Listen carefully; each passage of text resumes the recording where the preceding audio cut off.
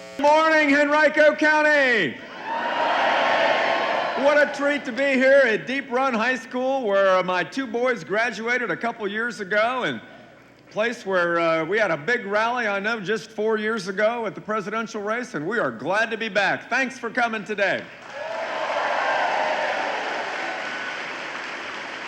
Well, I am just thrilled to be here with so many of your leaders, Congressman Whitman, Lieutenant Governor Bowling, and so many others, and what a treat to have the next Vice President of the United States here, Paul Ryan, today.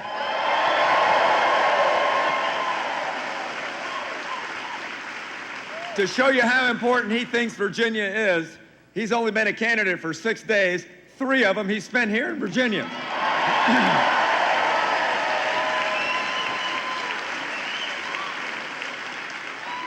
Now, you know, President Obama was here a couple of weeks ago and he said, you know what, if I don't win Virginia, I'm not going to be President of the United States. Let's help him keep that promise.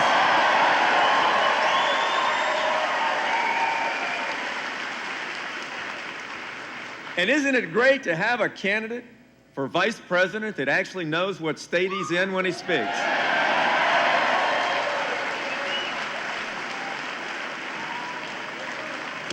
I'll tell you, mark your calendar now for that October Biden-Ryan debate. It's going to be great.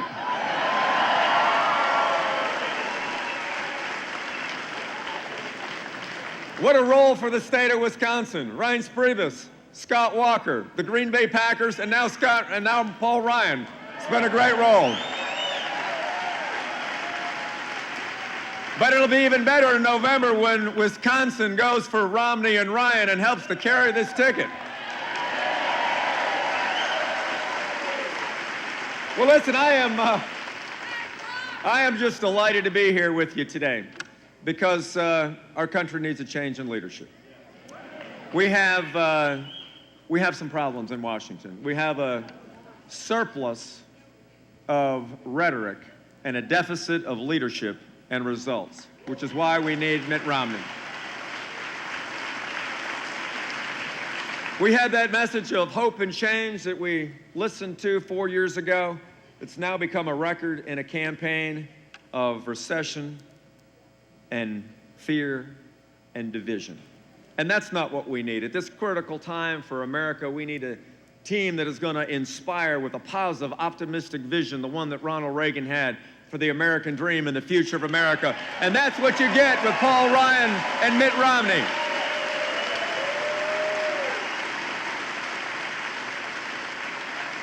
Because our great nation really is at a crossroads.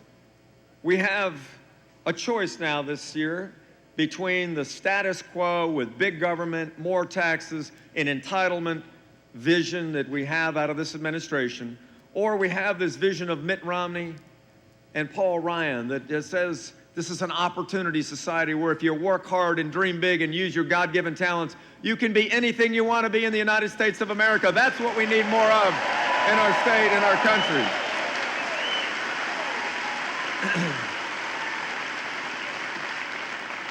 And Americans know we can do better. Look at the job picture, 8.3% unemployment rate. We've been over 8% now for over 42 months. President says, if I can't turn this around in 3 years, this will be a one-term proposition. Let's hold him to it.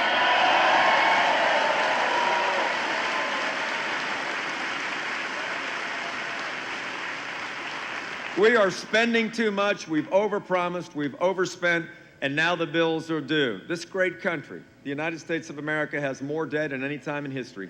$16 trillion. It's risen $5.2 trillion with this president. No plan to get us out of sight. Can't get a budget passed for 3.5 years. That's not leadership. And that's why Paul Ryan, who knows the budget, who's the best architect of changes in the budget, is exactly the right person for Vice President of the United States to turn this around.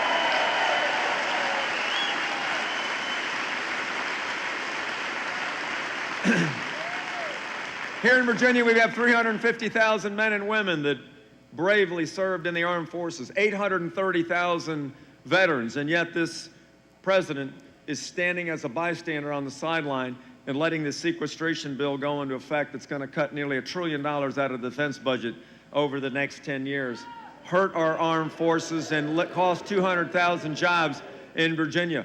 Paul Ryan's put forth a plan to change that, to protect our armed forces, but they can't take it up in the United States Senate. Another reason we need a change here in Virginia and in America.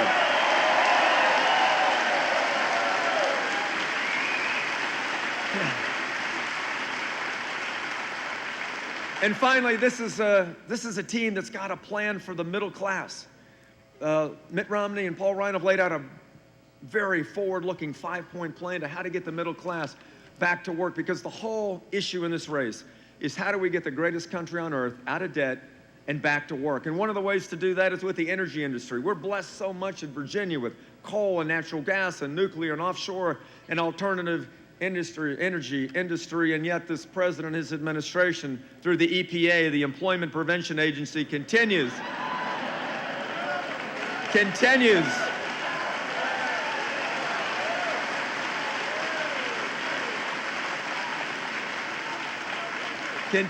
to undermine coal and natural gas and nuclear that provide 96% of all the electricity generation that you use. No wonder we are having trouble in that area. But as I introduce Paul, let me tell you the reason I'm really here and the reason that I'm so excited about Paul Ryan's pick. This is a man of immense character. He's been in public service since he graduated from college. He was the youngest member of the freshman class at 28, elected 14 years ago to the United States Congress. He's got an incredible heart for public service. He's all about problem solving, not cheap talk and rhetoric. He wants to get things done. He's a results-oriented conservative leader for America.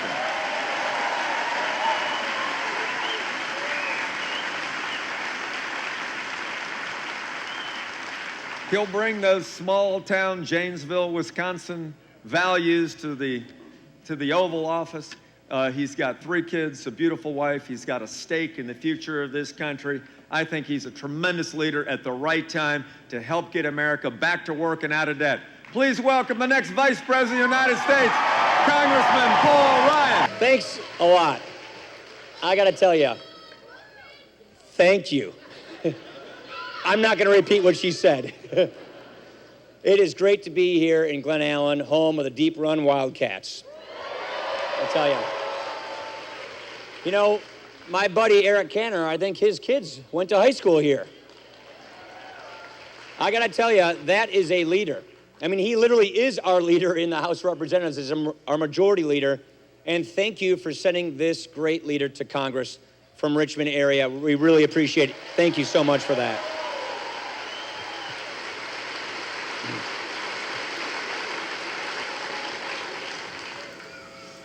Here's what it comes down to. We have a big choice to make. At least we have a big choice to make. And it's not too late to get this right. We can stay on the path that we are on, the path that President Obama has continued us down, which is a nation further in debt, further in doubt, a nation going into decline. Or we can get it right, reapply our principles, get us back on the right track, revive this economy, and get the American idea back on track so we can save this country's greatness. It's a clear choice.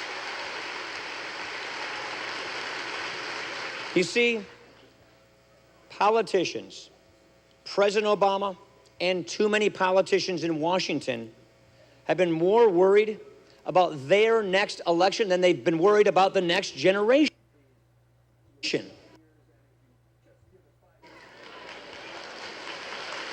We cannot continue to reward the politics of the past, and we won't do that. We will lead. We will take on the tough issues. We want to earn your support. We want to deserve victory, so that when we do this, next year, we will do all the things we need to do to get people back to work, to get this economy growing, to get this debt on the path to being paid off, and leave our children a better country. That's what it is.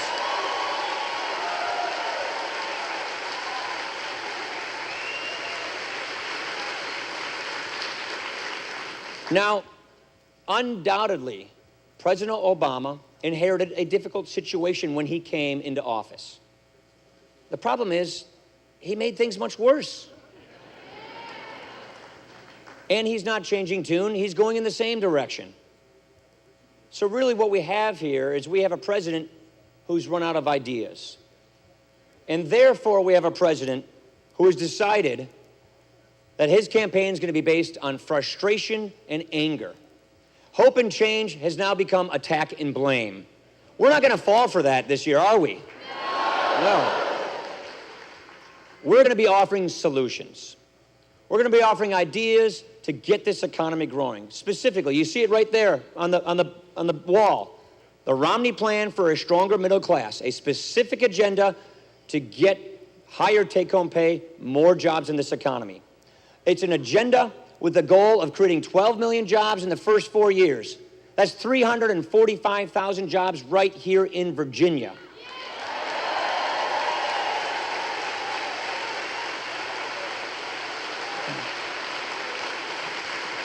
Grow our economy, reignite opportunity. There's no reason why we can't grow our economy at 4% instead of the stalemate we have right now. But it's going to take leadership, it's going to take decision-making, it's going to take a plan. Number one, this is so true in Virginia as it is in so many other parts of America. We have got a lot of energy in this country. Let's use that energy in this country. Energy independence, all of the above. Coal, gas, oil, nuclear, renewables, all of it. We have it, let's use it. Let's lower gas prices, lower home heating prices. That helps the economy, it creates jobs. We want to get people off the unemployment line and in jobs like working for the Keystone Pipeline. Those kinds of jobs.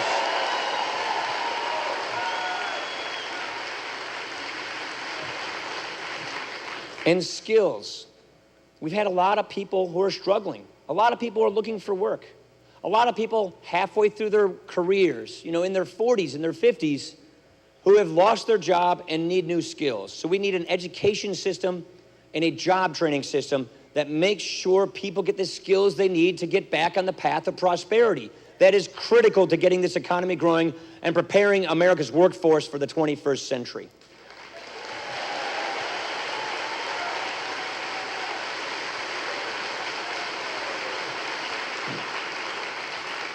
We also want trade that works for us. Most of the population of the world is in another country. That means we need to grow more things here and make more things here and sell them overseas. So we need trade agreements that help us do that, so we can create good jobs here.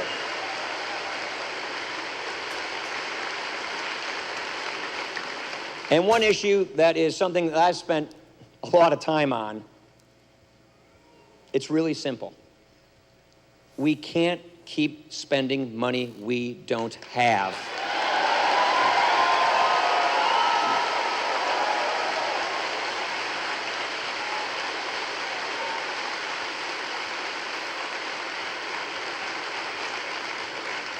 Not only are we mortgaging our children's future, it's hurting the economy today. This overhang of debt, these massive 4 years of trillion-dollar deficits are putting a drag on economic growth and opportunity. We have got to get this debt under control. We've got to cut spending. We've got to get this deficit balanced. We can do this with the right kind of leadership and fiscal discipline.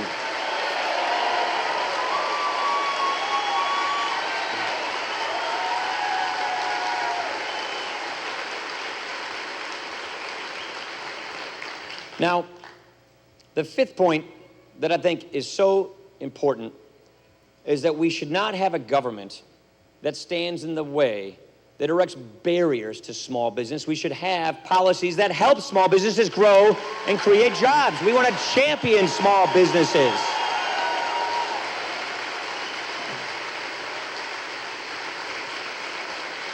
Of all the things that punctuates what it is to be an American, of all the things that are the living proof of the American idea, it is that people can have an idea, can work hard, can pull themselves up by the bootstraps, and can make something of themselves and create jobs and businesses so that everybody else benefits. You see, when another American succeeds, that's not a bad thing. It's a good thing.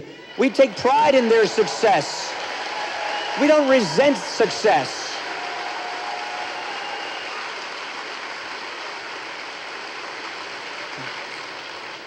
And what is so special and unique about Mitt Romney is that this is a leader who has... See, countries like Canada and all of our trade competitors, they're lowering their tax rates on their businesses. Canada lowered their top tax rate on their businesses to 15% in January. And what is President Obama proposing? He is proposing the tax rate on our successful small businesses goes above 40% in January. How on earth are we going to compete like that? You see, when we tax our job creators and our businesses at much higher tax rates than our foreign competitors tax theirs, they win, we lose. That's what Obamonomics is, and we're going to reject Obamonomics, and we're going to clean up this tax system, get this thing reformed, and help small businesses and families grow and create jobs.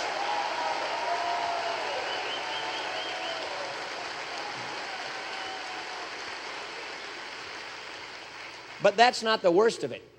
All these tax increases the president's talking about, if you add all of his tax increases up, they don't even pay for a fifth of his proposed deficit spending. So the idea here is take more from families and small businesses, send it to Washington, and then dole it out to your cronies. Corporate welfare, Solyndra. Have government pick winners and losers. You see, this economic doctrine of corporate welfare, of crony capitalism, big government and big business join in a common cause to rig the rules. It's the people who are politically connected, it's the people who have access to Washington that get the breaks. Well, no more. We don't want to pick winners and losers in Washington. We want you to keep more of your own hard-earned dollars. Hard-working taxpayers should be treated fairly, and it should be based on whether they're good, whether they work hard, and not who they know in Washington. That's entrepreneurialism. That's free enterprise. You know, the Chamber of Commerce just recently surveyed their members. This is a startling statistic. We all know about Obamacare. And you know what? When we win, we're going to get rid of Obamacare. That's simple.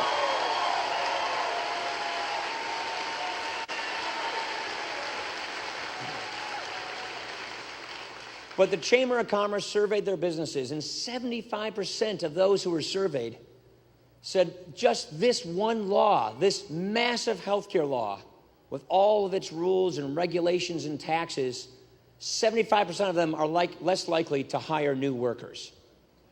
All of this government, all of this borrowing, all of this crony capitalism, it's putting a chilling effect on job creation.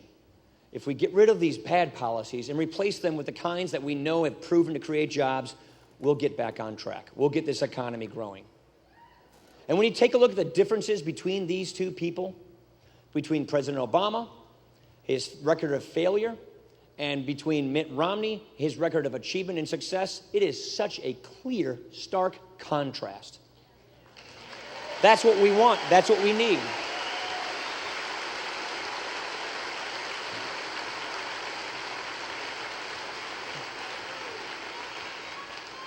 I seem to remember about 4 years ago, President Obama saying he'll get jobs created and prevent unemployment from ever getting above 8%.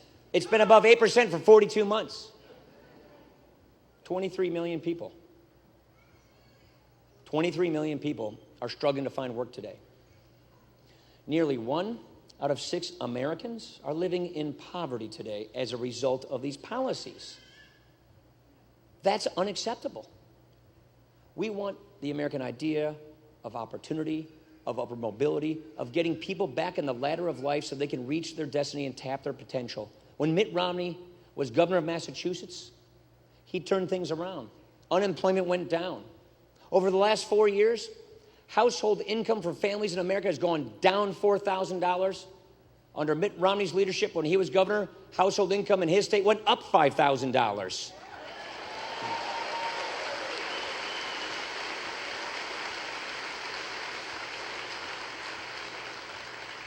Remember the line, we're not red states, we're not blue states, but we're the United States of America. I want to be a uniter, not a divider.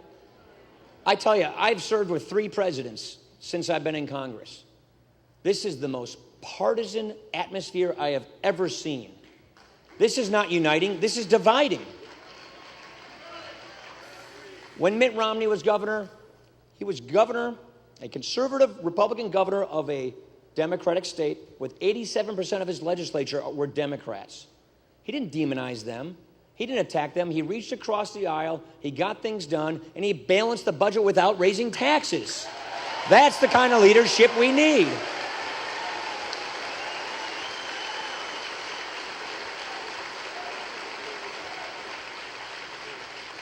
It's a leader with a life story of achievement, of leadership, of making decisions, of leading. Remember the Olympics? Remember back in 1999 when you heard all those stories about the waste, the overspending, the corruptions, the bloat? Kind of sounds familiar these days, doesn't it? Well, what did they do? This was over in Salt Lake, in Utah. They asked a man in Massachusetts that they knew, that they trusted to take over and save the Olympics, and that's exactly the kind of leadership he provided, and our country is grateful for that. That's duty, that's service, that's leadership.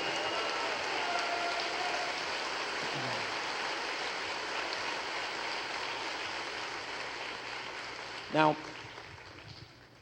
this is no ordinary election. These are not ordinary times. Virginia is a very important state. You've heard it from everybody. This is a state that I have spent lots of time hunting and fishing in. That's kind of the thing I like to do. It's a state that is so diverse. Great bass out there, I tell you. You've caught some big bass here. This is a state that has it all. And this is a state that will determine it all. And we have a clear choice.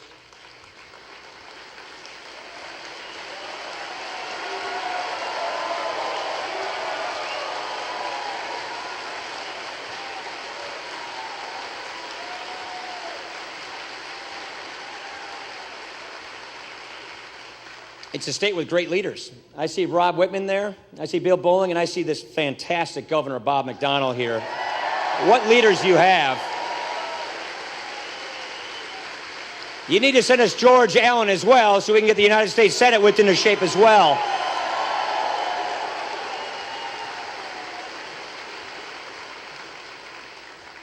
Out of this state have come ideas and leaders that have made the nation proud.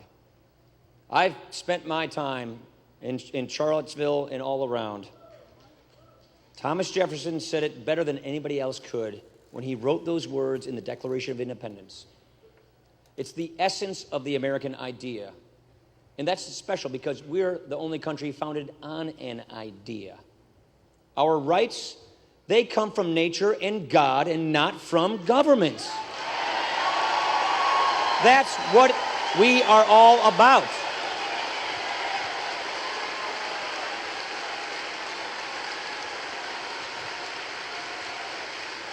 Our founders created this. Virginian founders created this.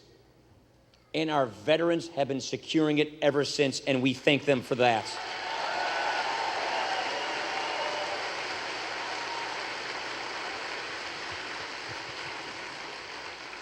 We understand the stakes. We understand the moment we are in. We have nominated a leader who is the man right for this moment. And together we are going to get this. Here is our commitment to you, our fellow citizens. You get to choose. Which path do you want? Do you want the opportunity society with the safety net, the land of the free, of opportunity and upward mobility? Or do you want more of the same? A debt crisis, a welfare state, a nation in debt, doubt, and despair. Really clear. This is our commitment. We will not duck the tough issues. We will lead.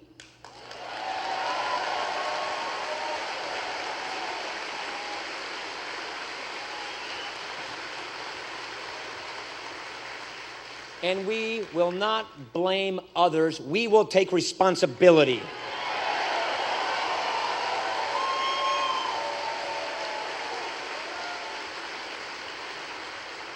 And most of all, and of all the people who understand this better, it's the Virginians. We will not transform or replace our founding principles. We will reapply our founding principles.